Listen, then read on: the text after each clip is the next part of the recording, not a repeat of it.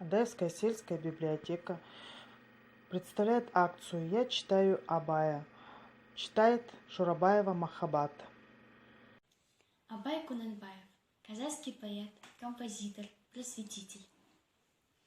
Пусть будет хладен ум твой, словно лед, пусть сердце теплотой к себе влечет. Будь сдержан, терпелив на всякий случай, иначе над тобой зло верх возьмет.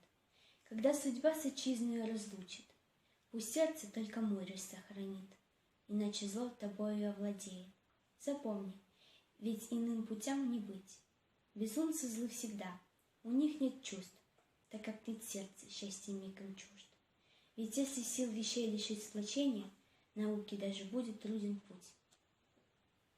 Воля, ты сильна, но пускай тобой руководит сердце. Достоинство человека определяется его подходом к делу, а не завершением.